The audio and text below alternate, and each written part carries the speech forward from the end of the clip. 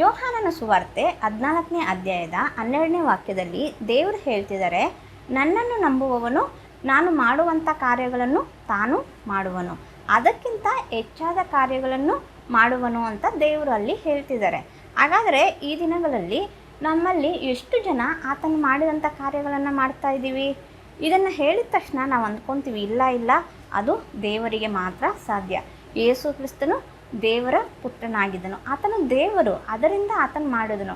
ನಮಗೆಲ್ಲ ಅದನ್ನೆಲ್ಲ ಮಾಡೋದಕ್ಕಾಗೋದಿಲ್ಲ ಅಂತ ಅಂದ್ಕೊತೀವಲ್ವ. ಆತನಾದರೂ ಪವಿತ್ರಾತ್ಮನಿಂದ ಹುಟ್ಟಿದವನು, ನಾವು ಪಾಪಿಗಳು, ಪಾಪದಲ್ಲಿ ಹುಟ್ಟಿದವರು, ನಮ್ಮಿಂದ ಎಲ್ಲ ಇದನ್ನೆಲ್ಲ ಮಾಡೋದಕ್ಕಾಗೋದಿಲ್ಲ ಅಂತ ನಾವು ಅಂದ್ಕೊತೀವಲ್ವ. ಆ ರೀತಿ ನಾವು ಅಂದ್ಕೊಳ್ಳೋದೇ ನಾವು ಮಾಡೋದಕ್ಕೆ ಆಗದೆ ಇರೋವಂಥ ವಿಷಯ.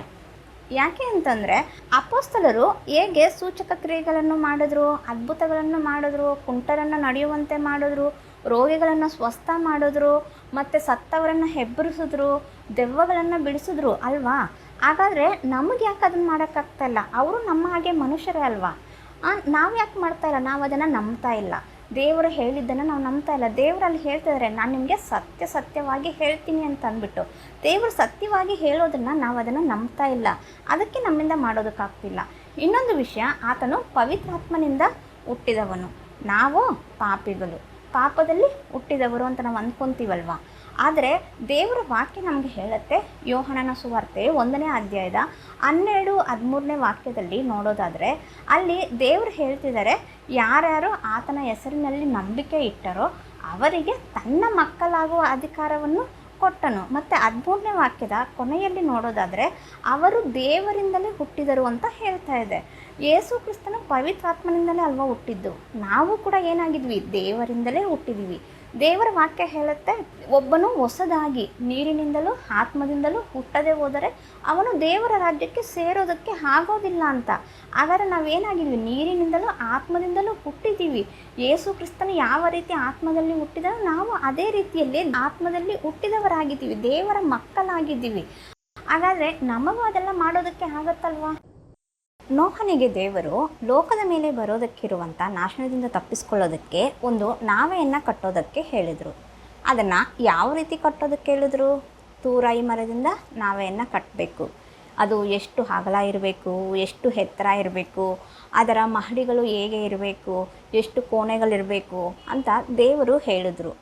ಅದನ್ನು ಹೀಗೆ ಇರಬೇಕು, ಹೀಗೆ ಕಟ್ಟಬೇಕು ಅಂತ ಹೇಳಿ ಕೊನೆಯಲ್ಲಿ ದೇವರು ಅದಕ್ಕೆ ರಾಲವನ್ನು ಹಚ್ಚಬೇಕು ಅಂತ ಹೇಳಿದ್ರು. ರಾಲವನ್ನು ಹಚ್ಚದೆ ಹೋದರೆ ಅದರಲ್ಲಿ ಒಂದು ಚಿಕ್ಕ ತೂತೇನಾದರೂ ಇತ್ತು ಅಂತ ಅಂದ್ಕೊಳ್ಳಿ. ಅಷ್ಟು ದೊಡ್ಡ ನಾವೆಯನ್ನು ಕಟ್ಟಿ ಅದರಲ್ಲಿ ಒಂದು ಚಿಕ್ಕ ಹೋಳಿತ್ತು ಅಂತಂದ್ರು, ಒಂದು ತೂತಿನ ಮುಖಾಂತರ ಏನಾಗುತ್ತೆ ಅಂತಂದರೆ ನೀರು ಹೊರಗಡೆ ಬರುತ್ತೆ. ನೀರು ಹೊರಗಡೆ ಬಂದರೆ ಏನಾಗುತ್ತೆ?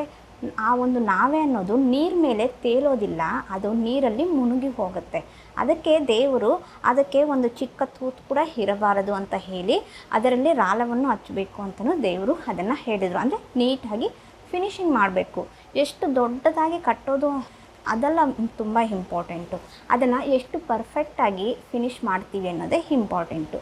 ಆ ರೀತಿಯಾಗಿ ಕಟ್ಟಿಕೊಂಡಾಗ ನೋಹನು ಮತ್ತು ಆತನ ಕುಟುಂಬದವರು ಮತ್ತು ಪ್ರಾಣಿಗಳು ಎಲ್ಲನೂ ಕೂಡ ಅವರೊಂದಿಗೆ ಉಳಿತು. ಆ ಒಂದು ಸಮಯದಲ್ಲಿ ನೋಹನು ಆ ಒಂದು ನಾವೆಯನ್ನು ಕಟ್ಟುವಾಗ ಎಲ್ಲರೂ ಆತನನ್ನು ನೋಡಿ ಆಸೆ ಪಡಿಸಿದ್ರು, ಗೇಲಿ ಮಾಡಿದ್ರು. ಆದರೆ ಅವರೆಲ್ಲ ನಾಶವಾಗಿ ಹೋದರು. ನಮಗೂ ಕೂಡ ಈಗ ಬರುವುದಕ್ಕಿರುವಂಥ ಆ ಒಂದು ನಾಶನದಲ್ಲಿ ನಮಗೂ ಕೂಡ ದೇವರು ಒಂದು ನಾವೆಯನ್ನು ಕಟ್ಟೋದಕ್ಕೆ ಹೇಳಿದರೆ, ಅದೇ ರೀತಿಯಾಗಿ ನಾವೆಯನ್ನು ಕಟ್ಟೋದಕ್ಕೆ ಹೇಳಿದ್ರೆ ನಾನು ಕಟ್ಬಿಡ್ತೀನಿ ಅಂತ ನಾವು ಹೇಳ್ತೀವಲ್ವ. ದೇವರು ಈಗ ನಮಗೂ ಹೇಳ್ತಾ ಇದ್ದಾರೆ, ನೀನು ನಿನ್ನ ನಾವೆಯನ್ನು ಕಟ್ಟಿಕೊ, ನಿನಗಾಗಿಯೂ ನಿನ್ನ ಕುಟುಂಬಕ್ಕಾಗಿಯೂ ನೀನು ನಾವೆಯನ್ನು ಕಟ್ಟಿಕೊ. ಹೇಗೆ ಕಟ್ಟಬೇಕು? ದೇವರ ವಾಕ್ಯದಲ್ಲಿ ದಿನೇ ನಾವು ದೇವರ ಆಜ್ಞೆಗಳನ್ನು ಪಾಲಿಸುತ್ತಾ ಆತನ ವಾಕ್ಯವನ್ನು ಕೇಳುತ್ತಾ ಆತನಿಗೆ ಆ ಚಿತ್ತಾನುಸಾರವಾಗಿ ನಾವು ನಮ್ಮ ನಾವೆಯನ್ನು ಕಟ್ಟಬೇಕು. ಅದರಲ್ಲಿ ನಾವು ಒಂದು ಆಜ್ಞೆಯನ್ನು ಮೀರಿದರು, ಒಂದು ವಿಷಯದಲ್ಲಿ ಪಾಪವನ್ನು ಮಾಡಿದರು, ಆ ಒಂದು ದೊಡ್ಡ ನಾವೆಯಲ್ಲಿ ಯಾವ ರೀತಿ ಆ ಒಂದು ಚಿಕ್ಕ ಹೋಲು ಆ ಒಂದು ಪೂರ್ತಿಯಾದ ಆ ಒಂದು ನಾವೆಯನ್ನು ನೀರಲ್ಲಿ ಮುಳುಗಿಸುತ್ತೋ ಅದೇ ರೀತಿಯಲ್ಲಿ ನಮ್ಮ ಪಾಪ ಕೂಡ ನಮ್ಮ ಒಂದು ರಕ್ಷಣೆ ಅನ್ನೋದನ್ನು ಪೂರ್ತಿಯಾಗಿ ನಾಶ ಮಾಡಿಬಿಡುತ್ತೆ.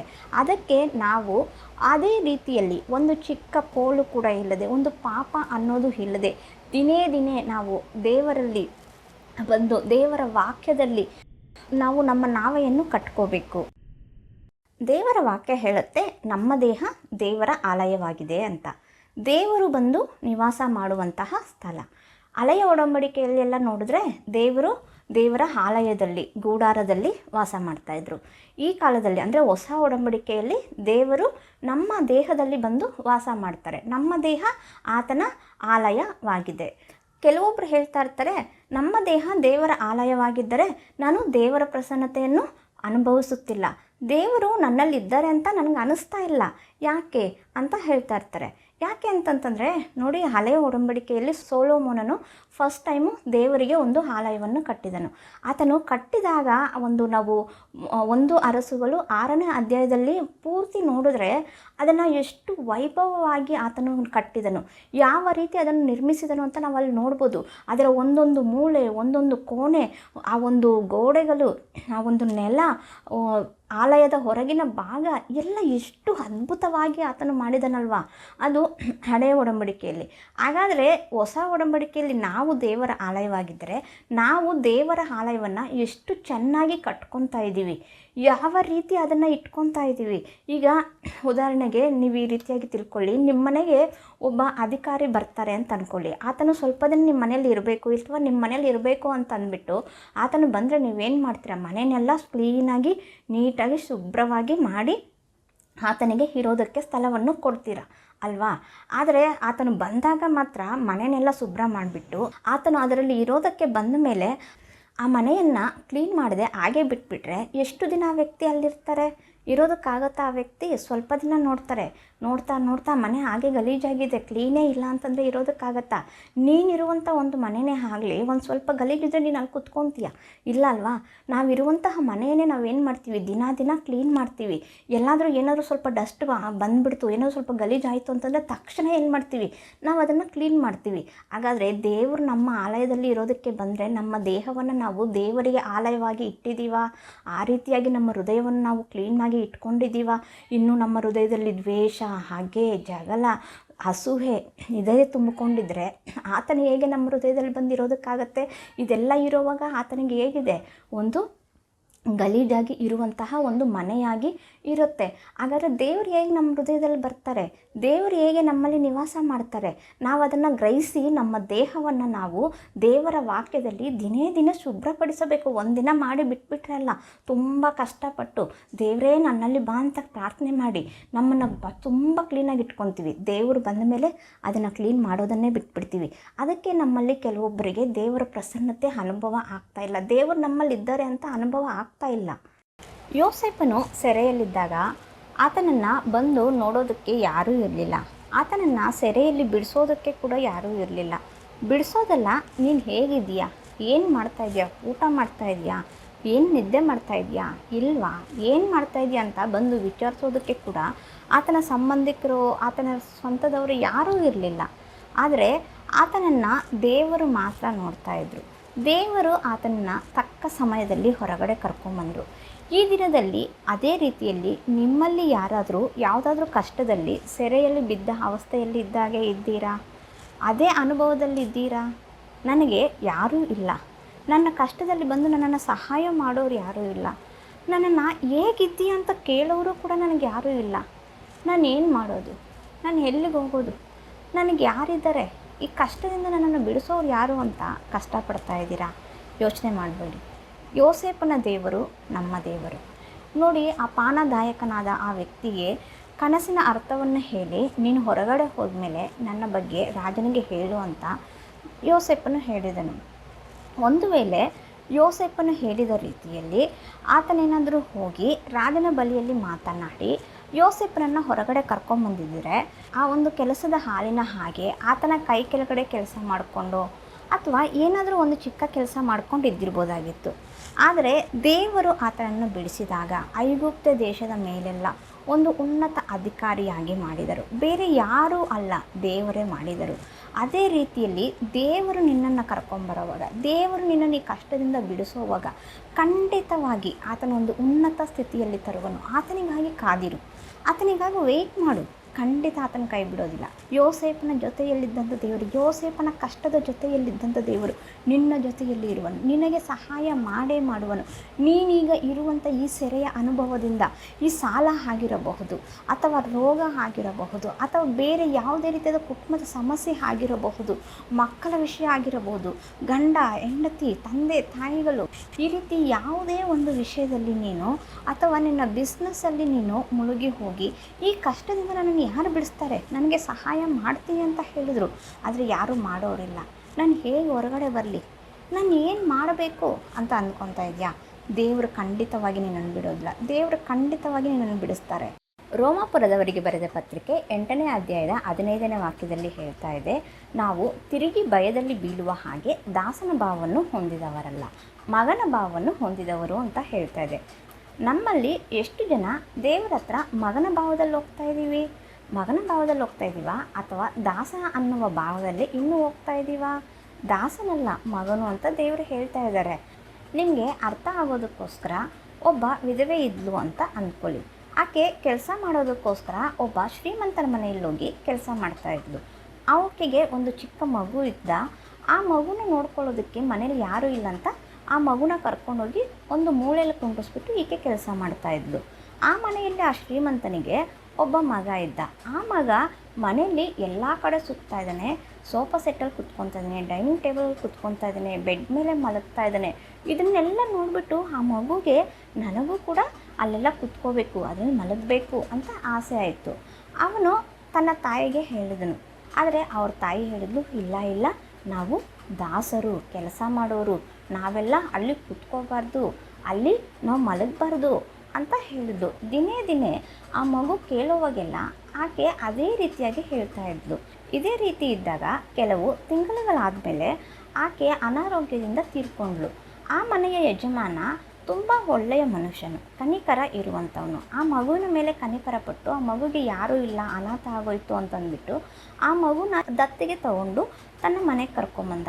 ಒಳ್ಳೆಯ ಬಟ್ಟೆ ಊಟ ಎಲ್ಲ ಕೊಟ್ಟು ಮನೆಯನ್ನೆಲ್ಲ ತೋರಿಸಿ ಹೇಳ್ದ, ಇವತ್ತಿಂದ ನಾನು ನಿನ್ನ ತಂದೆ, ಈ ಮನೆ ನಿಂದು, ನಿನಗೆ ಹೇಗೆ ಬೇಕಾದರೆ ಹಾಗೆ ನೀನು ಈ ಮನೆಯಲ್ಲಿ ಇರ್ಬೋದು, ಈ ಮನೆ ನಿನಗೆ ಸೇರಿದ್ದು ಅಂತ ಆತನು ಹೇಳ್ದ. ಆದರೆ ಈ ಹುಡುಗ ಏನು ಮಾಡ್ತಾಯಿದ್ದಾನೆ ಅಂದರೆ, ಈ ಹುಡುಗನ ಮೈಂಡಲ್ಲಿ ಏನಿದೆ, ದಾಸನು ಅನ್ನುವ ಭಾವನೆ ಇದೆ. ಈ ಹುಡುಗನ ಕುತ್ಕೊಂತಂದರೆ ಈಗ ಸೋಫಾ ಸೆಟ್ಟಲ್ಲಿ ಬಂದು ಕುತ್ಕೊತಲ್ಲ, ಆತನ ಎಲ್ಲೋ ಕುತ್ಕೊತಾ ಇದ್ನೋ ಅದೇ ಮೂಲೆಯಲ್ಲೋ ಕುತ್ಕೊತಾ ಇದ್ದಾನೆ. ಅವನಿಗೆ ಒಂದು ರೂಮ್ ಕೊಟ್ಟು ಬೆಡ್ಡೆಲ್ಲ ಕೊಟ್ಟು ಮಲಗು ಅಂತ ಹೇಳಿದ್ರೆ ಆ ಮಗು ಬೆಡ್ ಮೇಲೆ ಮಲಗ್ತಾ ಇಲ್ಲ, ಕೆಳಗಡೆ ನೆಲದಲ್ಲಿ ಮಲಗ್ತಾ ಇದೆ. ಯಾಕೆ? ಆ ಮಗುವಿನ ಮೈಂಡ್ ಸೆಟ್ ಏನಾಗಿದೆ, ಆ ಮೈಂಡ್ ಸೆಟ್ಟಲ್ಲಿ ಆ ಮಗು ಅನ್ಕೊತಾ ಇರೋದೆ ನಾವು ದಾಸರು, ಕೆಲಸ ಮಾಡೋರು ಅಂತ. ಇದೇ ರೀತಿಯಲ್ಲಿ ನಾವು ಕೂಡ ಹಳೆ ಒಡಂಬಡಿಕೆಯನ್ನು ನೋಡಿ ಹೊಸ ಒಡಂಬಡಿಕೆಯಲ್ಲಿ ನಾವು ಪುತ್ರರಾಗಿದ್ದೀವಿ, ಮಕ್ಕಳಾಗಿದ್ದೀವಿ ಅನ್ನೋದನ್ನು ಮರ್ತೋಗ್ತಾ ಇದ್ದೀವಿ. ಕ್ರಿಸ್ತನ ಮುಂಚೆ ಮನುಷ್ಯರೆಲ್ಲ ದಾಸರಾಗಿದ್ದರು, ಈಗ ಏನಾಗಿದ್ದಾರೆ ಮಕ್ಕಳು. ನಾವೆಲ್ಲ ಏನಾಗಿದ್ದೀವಿ ಮಕ್ಕಳು. ಆ ಒಂದು ಭಾವನೆಯಲ್ಲಿ ದೇವರ ಬಳಿಯಲ್ಲಿ ಬರ್ತಾ ಇದ್ದೀವಾ? ದಾಸನು ಯಜಮಾನನ ಬಳಿಯಲ್ಲಿ ಹಣ ಬೇಕಾಗಿದ್ದರೂ ರಜೆ ಬೇಕಾಗಿದ್ದರೂ ಕೊಡುತ್ತಾರೋ ಇಲ್ಲವೋ ಎಂದು ಗೊತ್ತಿಲ್ಲ, ಆದ್ದರಿಂದ ಭಯ ಪಟ್ಟುಕೊಂಡು ಕೇಳುತ್ತಾನೆ. ಮಗನು ಹಣ ಬೇಕಾಗಿದ್ದರೆ ಧೈರ್ಯವಾಗಿ ಕಾನ್ಫಿಡೆಂಟ್ ಇಂದ ತಂದೆಯನ್ನು ಕೇಳುತ್ತಾನೆ. ಫ್ರೀಯಾಗಿ ನಾವು ತಂದೆಯನ್ನು ಕೇಳುತ್ತಿದ್ದೇವಾ, ಅಥವಾ ಇನ್ನು ದಾಸರ ಹಾಗೆ ಭಯ ಪಟ್ಟುಕೊಂಡು ಕೇಳುತ್ತಿದ್ದೇವಾ? ಯೆಹೋಷಾಫಾಟನು ಮತ್ತು ತನ್ನ ಜೊತೆಯಲ್ಲಿದ್ದಂಥ ರಾಜರು ಯುದ್ಧ ಮಾಡೋದಕ್ಕೆ ಅಂತ ಕಾಡಿಗೆ ಹೋಗಿ ಅಲ್ಲಿ ನೀರಿಲ್ಲದೆ ತುಂಬ ಕಷ್ಟಪಟ್ಟರು. ಅಲ್ಲಿ ಯಾರಾದರೂ ಪ್ರವಾದಿ ಇದ್ದಾರಾ ಅಂತ ನೋಡಿ ಎಲೀಷನ ಬಳಿಯಲ್ಲಿ ಹೋದರು. ಎಲೀಷನು ದೇವರ ಬಳಿಯಲ್ಲಿ ಪ್ರಾರ್ಥನೆ ಮಾಡಿ, ನೀವು ಈ ಹಳ್ಳದಲ್ಲಿ ಗುಂಡಿಗಳನ್ನು ಮಾಡಿರಿ, ಗಾಳಿ ಮತ್ತು ಮಳೆ ನೀವು ಕಾಣದೆ ಹೋದರೂ ನೀರು ಬಂದು ಹಳ್ಳದಲ್ಲಿ ತುಂಬುತ್ತದೆ ಅಂತ ದೇವರು ಹೇಳಿದರು. ಆ ರೀತಿಯಾಗಿ ಅವರು ಮಾಡಿದಾಗ ಅಲ್ಲಿ ಅವರಿಗೆ ನೀರು ಸಿಕ್ತು, ಅವರ ಕಷ್ಟ ಪರಿಹಾರ ಆಯಿತು. ಅದೇ ರೀತಿಯಲ್ಲಿ ನಾವು ದೇವರ ವಾಕ್ಯವನ್ನು ಯಾವ ರೀತಿ ಕೇಳ್ತಾ ಇದ್ದೀವಿ, ಅದರಿಂದ ನಮಗೊಂದು ಪ್ರಯೋಜನ ಆಗಬೇಕು ಅಂತಂತಂದರೆ ದೇವರು ಹೇಳಿದ ರೀತಿಯಲ್ಲಿ ನಾವು ಮಾಡಬೇಕು. ನಾವು ಯಾವ ರೀತಿ ಇರ್ತೀವಿ ಅಂತಂದರೆ, ದೇವರ ವಾಕ್ಯವನ್ನು ಕೇಳೋದ್ರಲ್ಲೇ ನಾವು ತುಂಬ ವೀಕಾಗಿ ಇರ್ತೀವಿ. ಕೆಲವೊಬ್ರು ಹೇಗಿರ್ತಾರೆ ಅಂತಂದರೆ, ನೆಲದ ಮೇಲೆ ಬಂದು ನೀರು ಬಿದ್ದು ಅದು ಸ್ವಲ್ಪ ತ್ಯಾವ ಮಾಡಿ ಹೋಗುವ ಹಾಗೆ ಅವರ ಹೃದಯದಲ್ಲಿ ಸ್ವಲ್ಪ ಆ ಒಂದು ದೇವರ ವಾಕ್ಯ ಇರುತ್ತೆ. ಇನ್ನು ಕೆಲವೊಬ್ರು ಹೇಗಿರ್ತಾರೆ ಅಂತಂದರೆ, ಅಲ್ಲದ ಹಾಗೆ ಸ್ವಲ್ಪ ಅವರ ಹೃದಯದಲ್ಲಿ ದೇವರ ವಾಕ್ಯ ಇರುತ್ತೆ. ಇನ್ನೂ ಕೆಲವೊಬ್ರು ಇರ್ತಾರೆ, ಅವ್ರು ಹೇಗಿರ್ತಾರೆ ಅಂತಂದರೆ, ಬಂಡೆಯ ಮೇಲೆ ನೀರು ಬಂದು ಬಿದ್ದು ಆ ನೀರು ಹಾಗೆಯೇ ಹರ್ಕೊಂಡು ಹೋಗುವ ಹಾಗೆ ಇರ್ತಾರೆ. ಅದರಿಂದ ಏನಾದರೂ ಪ್ರಯೋಜನ ಇದೆಯಾ? ಒಂದು ಕಿವಿಯಲ್ಲಿ ಕೇಳಿ ಇನ್ನೊಂದು ಕಿವಿಯಲ್ಲಿ ಬಿಟ್ಬಿಡ್ತಾರೆ. ದೇವರ ವಾಕ್ಯವನ್ನು ಓದುವುದರಿಂದಲೂ ದೇವರ ವಾಕ್ಯವನ್ನು ಕೇಳುವುದರಿಂದಲೂ ಅವರಿಗೆ ಆ ವಾಕ್ಯದಿಂದ ಯಾವುದೇ ರೀತಿಯಾದ ಪ್ರಯೋಜನ ಆಗೋದಿಲ್ಲ. ಅವರು ಯಾವ ರೀತಿ ಆ ಒಂದು ಹಳ್ಳದಲ್ಲಿ ಗುಂಡಿಗಳನ್ನು ಮಾಡಿದರು, ಯಾವುದಕ್ಕಾಗಿ ಮಾಡಿದ್ರು? ಆ ಒಂದು ಹಳ್ಳದಲ್ಲಿ ನೀರು ಬಂದು ನಿಂತರೆ ಅವ್ರಿಗೆ ಬೇಕಾಗಿರುವ ಅಷ್ಟು ನೀರು ಸಾಕಾಗೋದಿಲ್ಲ. ಅದರಿಂದ ದೇವರು ಹೇಳಿದ್ರು ಗುಂಡಿಗಳನ್ನು ಮಾಡಿರಿ ಅಂತಂದ್ಬಿಟ್ಟು. ಗುಂಡಿಗಳನ್ನು ಅವರು ಎಷ್ಟು ಆಳವಾಗಿ ಮಾಡಿದ್ರು ಅಷ್ಟು ಅವರಿಗೆ ನೀರು ಸಿಕ್ತು.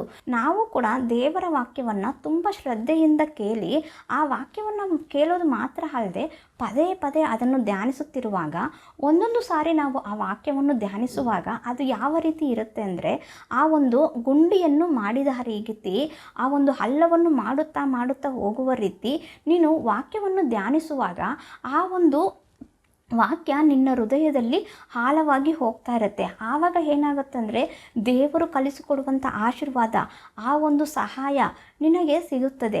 ಅದೇನೂ ಮಾಡದೆ ಜಸ್ಟ್ ಹಾಗೆ ಕೇಳಿಬಿಟ್ಟು ಹಾಗೆ ಬಿಟ್ಬಿಟ್ರೆ ನಿನಗೆ ಆ ವಾಕ್ಯದಿಂದ ನೀನು ಕೇಳೋದ್ರಿಂದ ಓದೋದ್ರಿಂದ ಯಾವುದೇ ರೀತಿಯಾದ ಪ್ರಯೋಜನ ಆಗೋದಿಲ್ಲ.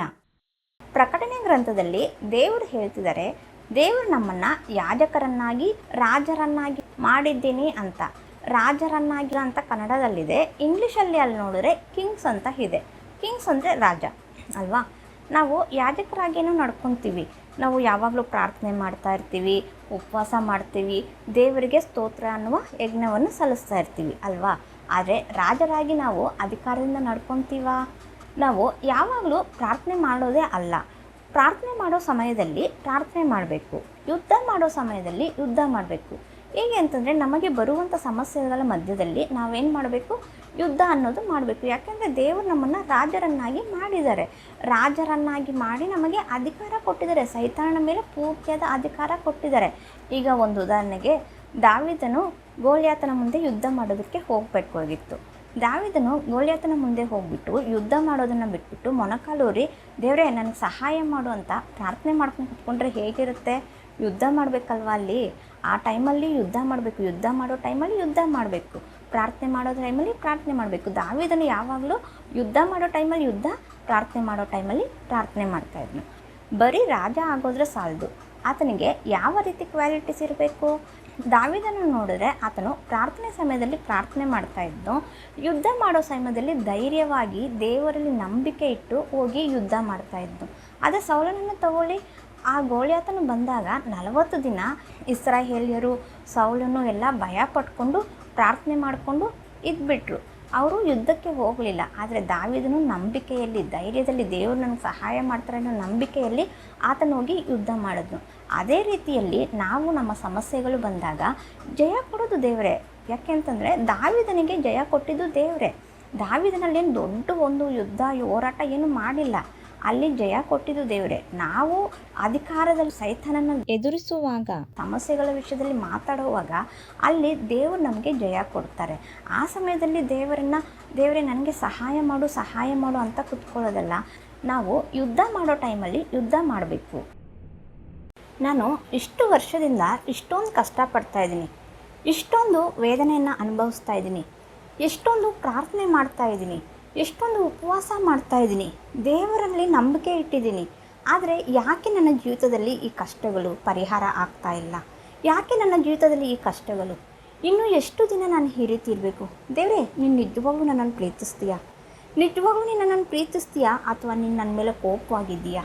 ದೇವರೇ, ನೀನು ನನ್ನನ್ನು ಪ್ರೀತಿಸೋದಾಗಿದ್ದರೆ ನನಗೆ ಒಂದು ಸೂಚನೆಯನ್ನು ತೋರಿಸು, ನನಗೆ ಈ ಕಾರ್ಯವನ್ನು ಮಾಡು ಅಂತ ಹೇಳ್ತಾ ಇದ್ದೀರಾ? ಇಲ್ಲ, ದೇವರ ವಾಕ್ಯ ಹೇಳುತ್ತೆ, ಆತನ ಕೋಪ ಕ್ಷಣ ಮಾತ್ರ, ಆತನ ಪ್ರೀತಿಯು ಶಾಶ್ವತ. ಆತನ ಪ್ರೀತಿ ಏನಾಗಿದೆ ಅಂತ ಪ್ರಿಯರೇ? ಶಾಶ್ವತವಾಗಿ ಇದೆಯಂತೆ. ಯೆರೆಮೀಯದಲ್ಲಿ ದೇವರು ಹೇಳ್ತಾರೆ, ನಾನು ನನ್ನನ್ನು ಪ್ರೀತಿಸಿದ್ದು ಶಾಶ್ವತವಾದ ಪ್ರೀತಿಯಿಂದ. ದೇವರು ನನ್ನನ್ನು ಪ್ರೀತಿಸ್ತಾ ಇದ್ದರೆ, ದೇವರು ನನ್ನನ್ನು ನೋಡ್ತಾ ಇದ್ದರೆ ಯಾಕೆ ನನಗೆ ಈ ಕಷ್ಟಗಳು ಮತ್ತು ನನಗೊಂದು ಸೂಚನೆ ಬೇಕು ಅಂತ ಕೇಳ್ತಾ ಇದ್ದೀರಾ? ಹಾಗಾದರೆ ನಿಮಗೆ ಇನ್ನೊಂದು ಹೊಸ ಸೂಚನೆ ಅಲ್ಲ, ದೇವರು ದೇವರಾಗಿದ್ದರು ತನ್ನ ಎಲ್ಲ ವೈಭವವನ್ನು ಬಿಟ್ಟು, ತನ್ನ ಎಲ್ಲ ಮಹಿಮೆಯನ್ನು ಬಿಟ್ಟು ಮನುಷ್ಯನಾಗಿ ಈ ಲೋಕಕ್ಕೆ ಬಂದನು. ಈ ಲೋಕಕ್ಕೆ ಬಂದು ಮನುಷ್ಯನ ಹಾಗೆ ಜೀವಿಸಿದನು. ನನಗಾಗಿ ನಿಮಗಾಗಿ ಆತನು ಶಿಲುಬೆಯಲ್ಲಿ ತನ್ನ ಪ್ರಾಣವನ್ನು ಕೊಟ್ಟನು. ಆತನು ಶಿಲುಬೆಯಲ್ಲಿ ಪ್ರಾಣವನ್ನು ಕೊಟ್ಟಿದ್ದರ ಮುಖಾಂತರ ಆತನ ನಮ್ಮನ್ನು ಎಷ್ಟು ಪ್ರೀತಿಸ್ತಾರೆ ಅಂತಂದ್ಬಿಟ್ಟು ಆತನು ಆಲ್ರೆಡಿ ತೋರಿಸಿದ್ದಾಗಿದೆ. ನಮಗೆ ಇನ್ನೊಂದು ಹೊಸ ಚಿಹ್ನೆ ಬೇಕಾಗಿಲ್ಲ. ದೇವರು ನನ್ನನ್ನು ಪ್ರೀತಿಸಿದರೆ ನನಗಾಗಿ ಬಂದು ಆತನ ಸತ್ತು ಜೀವಿತನಾಗಿ ಎದ್ದಿದ್ದಾರೆ. ದೇವರು ನನಗೆ ಸಹಾಯ ಮಾಡ್ತಾರೆ ಅಂತಂದರೆ ಮತ್ತೆ ಯಾಕೆ ನನಗೆ ಈ ಪ್ರಾಬ್ಲಮ್ಮು ಅಂತ ಇನ್ನೂ ಕೇಳ್ತಾ ಇದ್ದೀರಾ? ಹಾಗಾದರೆ ಇಸ್ರಾಯೇಲ್ಯರಿಗೆ ದೇವರು ಕಾನಾನ್ ದೇಶವನ್ನು ಕೊಟ್ಟಿದ್ದರು. ಅವರಿಗೆ ಆ ದೇಶನ ಅವರು ಸ್ವಾಧೀನ ಮಾಡ್ಕೋಬೇಕು ಅಂತಂದರೆ ಹೋರಾಡಬೇಕಾಗಿತ್ತು. ಅವರು ಕತ್ತಿಯನ್ನು ಹಿಡಿದು ಯುದ್ಧವನ್ನು ಮಾಡಿ ಅವರು ಹೋರಾಡಿದ್ರು. ಈ ದಿನದಲ್ಲಿ ದೇವರು ನಿನಗೆ ಎಲ್ಲವನ್ನೂ ಕೊಟ್ಟಾಗಿದೆ. ನಿನ್ನ ಸಾಲದ ಸಮಸ್ಯೆಗಳಾಗಿರ್ಬೋದು, ಆರೋಗ್ಯವಾಗಿರ್ಬೋದು, ಪ್ರತಿಯೊಂದನ್ನು ದೇವರು ನಿನಗೆ ಅನುಗ್ರಹಿಸಿದ್ದಾರೆ. ಆತನ ಪ್ರಾಣವನ್ನೇ ಕೊಟ್ಬಿಟ್ರು. ಆತ ನಿನ್ನನ್ನು ಹೆಚ್ಚಾಗಿ ಪ್ರೀತಿಸ್ತಾ ಇದ್ದಾರೆ. ಆದರೆ ನೀನು ಅದನ್ನು ಸ್ವಾಧೀನ ಪಡಿಸ್ಕೋಬೇಕು. ಇಸ್ರಾಯೇಲ್ಯರು ಹೇಗೆ ಅವರು ಸ್ವಾಧೀನ ಪಡಿಸ್ಕೊಂಡ್ರೋ ಅದೇ ರೀತಿಯಲ್ಲಿ ನೀನು ನಿನ್ನ ಅಧಿಕಾರವನ್ನು ಉಪಯೋಗಿಸಿ ದೇವರು ನಿನಗೆ ಏನು ಹೇಳಿದ್ದಾರೆ ನೋಡಿರಿ, ನಾನು ನಿಮಗೆ ಹಾವುಗಳನ್ನು, ಚೇಳುಗಳನ್ನು, ವೈರ್ಯ ಸಮಸ್ತ ಬಲವನ್ನು ನಿಮಗೆ ತುಳಿಯುವುದಕ್ಕೆ ಅಧಿಕಾರವನ್ನು ಕೊಟ್ಟಿದ್ದೀನಿ. ಯಾವುದು ನಿಮಗೆ ಕೇಡು ಮಾಡೋದೇ ಇಲ್ಲ ಅಂತ ಹೇಳಿದ್ದಾರೆ. ಹಾಗಾದರೆ ಯಾಕೆ ಇನ್ನೂ ಸೈತಾನ್ ನಿಮ್ಮ ಜೀವಿತದಲ್ಲಿ ಕೆಲಸ ಮಾಡ್ತಾ ಇದ್ದಾನೆ? ನೀವು ನಿಂತು ನಿಮ್ಮ ಅಧಿಕಾರದಲ್ಲಿ ನಿಂತು ನೀವು ಹೋರಾಡಬೇಕು. ವಾಕ್ಯವೆಂಬ ಕತ್ತಿಯನ್ನು ಹಿಡಿದು ನೀವು ವಾಕ್ಯವನ್ನು ಘೋಷಣೆ ಮಾಡುತ್ತಾ ನೀವು ಹೋರಾಡಬೇಕು. ಹೋರಾಡಿ ನಿಮಗೆ ಬೇಕಾಗಿರುವುದನ್ನು ನೀವು ಪಡೆದುಕೊಳ್ಳಬೇಕು. ನಮಗೆ ದೇವರು ಇಟ್ಟಿರುವುದನ್ನು ನಾವು ಸ್ವಾಧೀನ ಮಾಡಿಕೊಳ್ಳಬೇಕು. ನಾವು ಒಂದೊಂದು ಸಾರಿ ಪಾಪ ಮಾಡೋವಾಗಲೂ ನಮ್ಮ ಆತ್ಮಕ್ಕೆ ಅದು ಸ್ಲೋ ಪಾಯ್ಸನ್ ಆಗಿ ಹೋಗ್ತಾ ಇದೆ. ನಮ್ಮ ದೇಹಕ್ಕೇನಾದರೂ ಸ್ಲೋ ಪಾಯ್ಸನ್ ಹೋಯ್ತು ಅಂತಂದರೆ ಅದು 1 ತಿಂಗಳಲ್ಲೋ 2 ತಿಂಗಳಲ್ಲೋ 3 ತಿಂಗಳಲ್ಲೋ ಆ ವ್ಯಕ್ತಿ ಮರಣ ಹೊಂದ್ತಾನೆ. ಅದೇ ರೀತಿಯಲ್ಲಿ ನಮ್ಮ ಆತ್ಮಕ್ಕೇನಾದರೂ ಸ್ಲೋ ಪಾಯ್ಸನ್ ಹೋಗ್ತಾ ಇದೆ, ಅದನ್ನು ನಾವು ತಡೀತಾ ಇಲ್ಲ, ಅದನ್ನು ನಾವು ಶುದ್ಧ ಮಾಡ್ಕೊತಾ ಇಲ್ಲ ದೇವರ ರಕ್ತದಲ್ಲಿ ಅಂತನ್ನೋದಾದರೆ ಅದೇನಾಗುತ್ತೆ, ಒಂದು ದಿನದಲ್ಲಿ ನಮ್ಮ ಆತ್ಮ ಮರಣ ಹೊಂದುತ್ತೆ. ಇವಾಗ ದೇವರು ಆದಾಮನಿಗೂ ಹವ್ವಳಿಗೂ ಹೇಳಿದ್ರು, ನೀವು ಈ ಮರದ ಹಣ್ಣನ್ನು ತಿನ್ನಬೇಡಿ, ತಿಂದರೆ ನೀವು ಸಾಯುವಿರಿ ಅಂತ ದೇವರು ಹೇಳಿದರು. ಅವರು ಸತ್ತೋದ್ರ? ನಿಜವಾಗಿ ಅಲ್ಲಿ ಸತ್ತದ್ದೇನು? ಅವರ ಆತ್ಮ. ಅದೇ ರೀತಿಯಲ್ಲಿ ನಾವು ಪಾಪ ಮಾಡುವಾಗ ಏನಾಗ್ತಾ ಇದೆ, ಕಂಟಿನ್ಯೂ ಆಗಿ ನಾವು ಮಾಡ್ತಾ ಇದ್ದರೆ ಆತ್ಮ ಮರಣ ಹೊಂದುತ್ತೆ. ಒಬ್ಬರ ದೇಹದಲ್ಲಿ ಸ್ಲೋ ಪಾಯ್ಸನ್ ಹೋಗಿದೆಯಾ ಇಲ್ವಾ ಅಂತ ಅನ್ನೋದನ್ನು ಡಾಕ್ಟರ್ಸು ಬ್ಲಡ್ ತೊಗೊಂಡು ಚೆಕ್ ಮಾಡ್ತಾರೆ. ಇನ್ನೂ ಅದನ್ನು ಡೀಟೇಲಾಗಿ ಚೆಕ್ ಮಾಡಬೇಕು ಅಂತಂದರೆ ಅವ್ರು ಏನು ಮಾಡ್ತಾರೆ ಅಂದರೆ ಫಾರೆನ್ಸಿಕ್ ಡಾಕ್ಟರ್ಸು ನಮ್ಮ ತಲೆಯ ಕೂದಲನ್ನು ತಗೊಂಡು ಆ ಕೂದಲಿನಲ್ಲಿ ಅವರು ಚೆಕ್ ಮಾಡ್ತಾರೆ, ಯಾವ ದಿನದಿಂದ ಈ ಒಂದು ಪಾಯ್ಸನ್ ಹೋಗ್ತಾ ಇದೆ ಈ ದೇಹಕ್ಕೆ, ಎಷ್ಟು ದಿನ ಹೋಗಿದೆ, ಮಧ್ಯದಲ್ಲಿ ಯಾವತ್ತೂ ಹೋಗಿಲ್ಲ, ಯಾವತ್ತೆಲ್ಲ ಇವರು ಸೇವಿಸಿದ್ದಾರೆ, ಎಷ್ಟು ತಿಂಗಳಿಂದ ಅಥವಾ ಎಷ್ಟು ದಿನದಿಂದ ಈ ಪಾಯ್ಸನ್ ತನ್ನ ದೇಹಕ್ಕೆ ಹೋಗಿದೆ ಅಂತಂದ್ಬಿಟ್ಟು ಅವರು ಅದನ್ನು ಚೆಕ್ ಮಾಡ್ತಾರೆ. ಅದೇ ರೀತಿಯಲ್ಲಿ ನಮಗೆ ಪಾಪ ಮಾಡ್ತೀವಿ ಅಂತ ಅನ್ನೋದು ಗೊತ್ತು, ನಮ್ಮ ಆತ್ಮಕ್ಕೆ ಪಾಪ ಹೋಗ್ತಾ ಇದೆ ಅನ್ನೋದು ನಮಗೆ ಗೊತ್ತಿದೆ.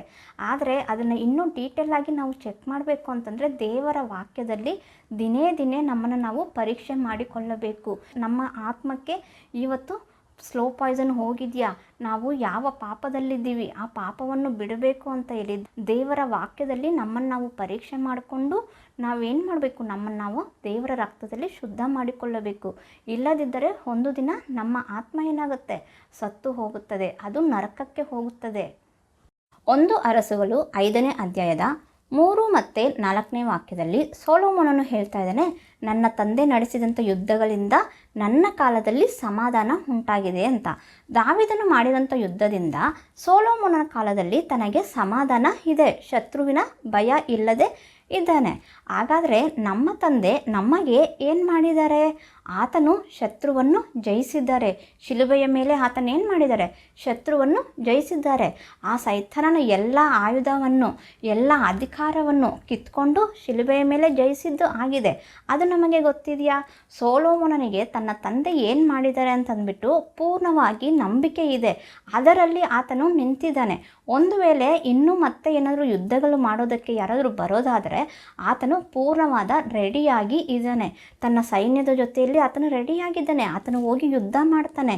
ಹಾಗಾದರೆ ನಮ್ಮ ತಂದೆ ನಮಗಾಗಿ ಸೈತಾನನನ್ನು ಜಯಿಸಿ ಆಗಿದೆ, ಅವನ ಮೇಲೆ ನಮಗೆ ಅಧಿಕಾರವನ್ನು ಕೊಟ್ಟಾಗಿದೆ. ಇನ್ನು ಅವನು ನಮ್ಮ ಜೀವಿತದಲ್ಲಿ ಬರ್ತಾ ಇದ್ದಾನೆ ಅಂತಂದರೆ ದೇವರ ವಾಕ್ಯ ಏನು ಹೇಳುತ್ತೆ?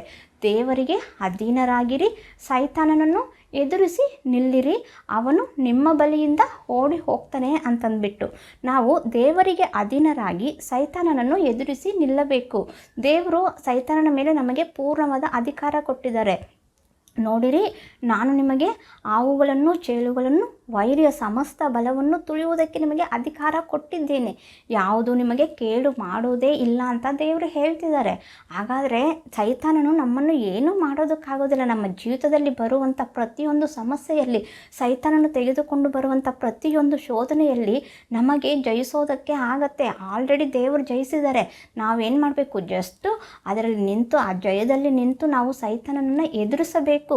ಸೊಲೊಮೋನನಿಗೆ ಇದ್ದಂಥ ಸಮಾಧಾನ, ಆತನಿಗೆ ಇದ್ದಂಥ ಒಂದು ಫ್ರೀಡಮ್ಮು, ಆತನಿಗೆ ಯಾವುದೊಂದು ಅಧಿಕಾರ ದೊರಕಿದೆ, ಆತನು ಯಾರು ಎಂಬುದು ಆತನಿಗೆ ಪೂರ್ಣವಾಗಿ ಗೊತ್ತಿತ್ತು. ಈ ದಿನದಲ್ಲಿ ದೇವರು ನಮಗಾಗಿ ಏನು ಮಾಡಿದ್ದಾರೆ? ನಮ್ಮ ತಂದೆ ನಮಗಾಗಿ ಏನು ಮಾಡಿದ್ದಾರೆ? ನಮ್ಮ ಅಧಿಕಾರ ಏನು, ನಾವು ಯಾರು ಎಂಬುದು ನಮಗೆ ಗೊತ್ತಿದೆಯಾ?